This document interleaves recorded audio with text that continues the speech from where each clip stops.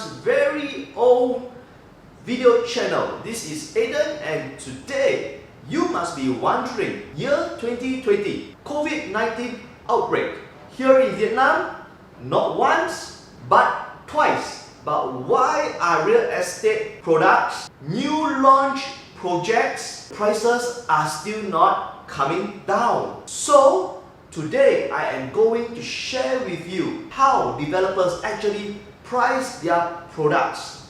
And this is a very important knowledge because this will help us as investors, as home buyers to make a decision whether it is right to continue to wait in the hope that prices will fall, or to take action today so that we can capitalize on the situation. So, how do developers actually price their products? Basically, it is quite simple. Developers usually just do this calculation, and the reason why I know this is because I have the advantage of having access to quite a bit of feasibility studies of the various land projects available in Vietnam because of the nature of my job, and also because I am helping to introduce developers project land as well as to consult them on its feasibility of the execution of the project. So simply, how do developers calculate? Firstly, they will have their bottom line, which is the cost that they need to actually execute the project. Add on to this bottom line is the profits that the developers actually want to earn for themselves.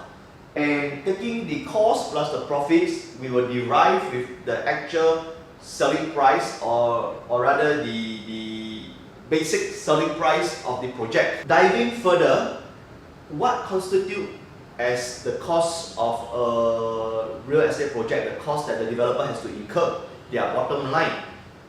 This cannot be changed because this is what the developer actually pay out, is their expense. The biggest factor in the cost of executing a project would be the land acquisition or the share price acquisition that the developer has to pay in order to acquire the land or project. What is this land acquisition? So how do you get information on this land acquisition price? Actually, for most of the real estate developers that are listed on stock exchanges, that are publicly listed, they will most likely have to announce this acquisition price. So you can actually get it from their public relations press releases on the acquisition price, and usually for the more reputable developers, they will publish this information publicly in the news. The second biggest component of the cost that the developers actually incur would be the actual construction cost of developing the project. And these construction costs, we are referring to both hard and soft costs. Hard cost is the actual infrastructure works, the actual superstructure works, the actual physical building of the project, as well as various landscaping needs that the developer have to put in order to create a very attractive living environment when it is time to hand over the project. The other part of the construction cost will be the soft costs. Soft costs are actually the service fee, the professional consultancy fees that the developer have to pay to professionals like architects, engineers, project management company. So these are all the professional fees that are paid to consultants in order to borrow their expertise to create a very good project for you. So once again, the second largest component is the construction cost, and this is made up of both hard and soft costs.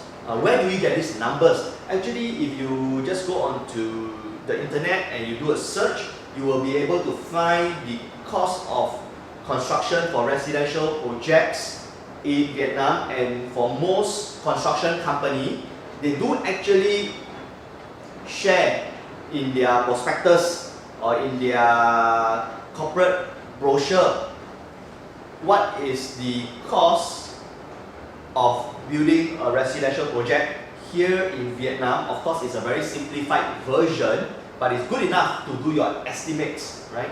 They usually will share with you the per square meter price of the construction cost of a real estate project, and they even go further as to break down, okay, or to go even further. You can talk to any of the construction companies, and they will have a very good estimate on what is the cost of handing over in a bare finished condition or handing over in a fully fitted condition. More importantly, as you already know, Vietnam has 4 categories of residential projects. Basically, we have the affordable, we have the mid, and we have the premium, as well as a luxury range. Of course, we are seeing increasingly that another category of super luxury is being introduced into the market. So construction companies, you just talk to any one of them, they will have a good estimate on the per square meter cost of building and executing a project. And in this, we are referring to different costs for the 4 different segments of residential projects here in Vietnam. Next, moving on, we will also have the sale and marketing costs. So basically, I have covered 3 main factors of the cost that the developer actually have to incur as an expense in executing the project. Just to recollect, we have the land acquisition cost, we have the construction cost made up of both hard and soft costs. Now we are going to talk about the sales and marketing cost, and this is actually a very important cost because most developers, if they have a long-term vision and they are serious about their business, they would want to invest money in the marketing in order to brand their project, in order to brand their development company. And of course, they also need to factor in all the commissions they have to pay to real estate agencies and distributors like ourselves. And this commission will determine or help the developer to be successful in their project. Even if the developer choose not to use real estate agency to sell their project, they will still incur costs for the sales because they have to maintain a very big sales team in order to help them sell their project. And this in-house sales team is also a cost factor for the developers. Moving on, the final factor that I want to mention to you is of course the other miscellaneous costs related to the project. An example of this miscellaneous cost is things like the legal cost of the project, the bureaucratic facilitation fee, any other unforeseen circumstances. Usually the developers have to keep a buffer in case the projects get delayed and dragged on. The developer needs to keep certain buffer to account for any unforeseen circumstances. So this will be another big chunk of the cost that developer actually incur. So just to recollect once again, I have covered 4 main points regarding the cost that the developer actually incur on their project. Number 1, land acquisition. Number 2, construction consisting of both hard and soft costs. Number 3, sales and marketing costs. And number 4, other miscellaneous costs such as legal, bureaucratic facilitation. These make up the 4 main points that I would like to share with you. With this, I have to come back to my main point.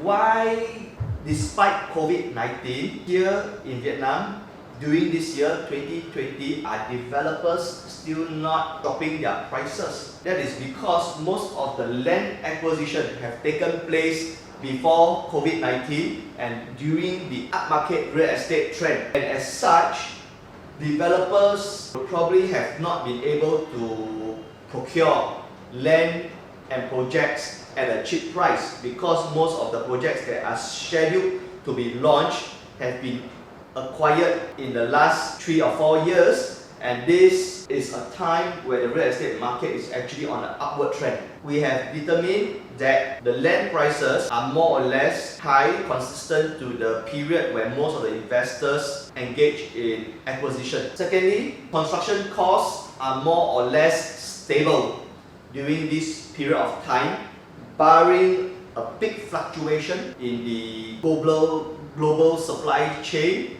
economic crisis that affects the whole world. We do not foresee that construction costs will come down, or we do not foresee that construction costs will make a sharp drop. So, having established the land cost of acquisition as well as the current construction costs, we do know for sure that the only way developers will drop their price will be to have a lower expectation on the profits that they expect to pocket. And what drives profits? Profits are driven by consumer demand from retail investors as well as home buyers.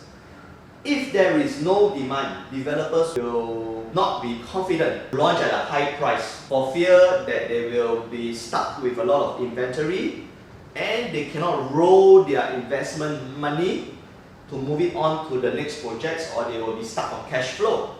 That is why no demand means developers will not be so bullish on their profit margin. But currently, if you look at Vietnam market, there is still a huge pent-up demand due to a lack of supply, and even with Covid-19, this demand is by real end users and not speculators. As such, demand is not forecasted to drop. Sure, I agree that Covid-19 have already scared away a lot of speculators because they no longer can make their quick money by flipping the projects within the month or within the next few months.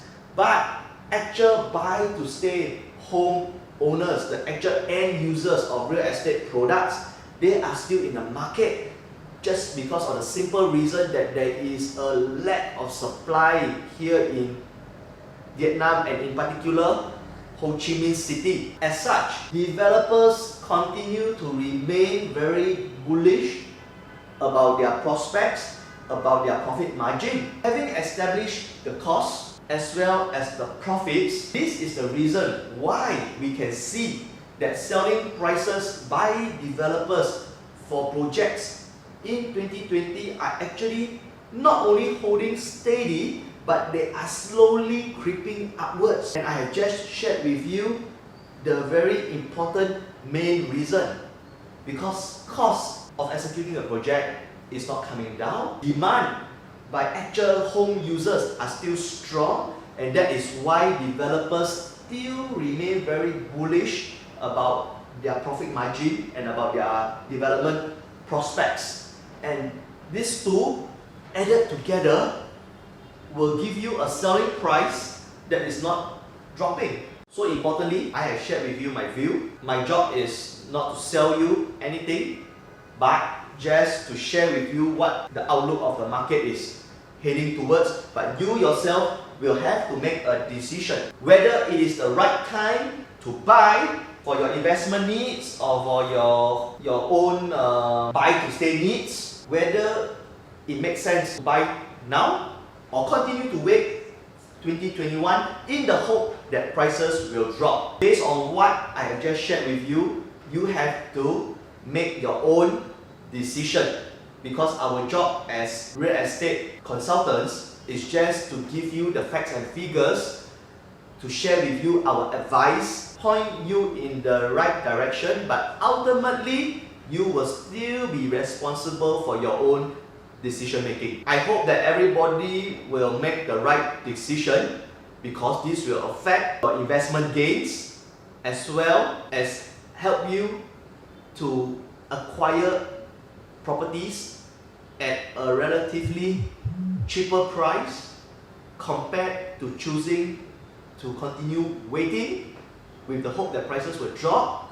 But if prices don't drop, then you are going to pay a higher price to acquire the property that you want. Once again, thank you for listening in. I hope that you have enjoyed my video and learned something new. We are all still learning because the market is changing very fast. And I wish you the best. Stay safe, avoid COVID-19, make the right decision. And if you want me to come back with more interesting content with you, remember, like, subscribe, or if you don't agree with me, you don't agree with my views, leave a comment. I'll be very happy to answer you. With this, wishing you the best, keep safe.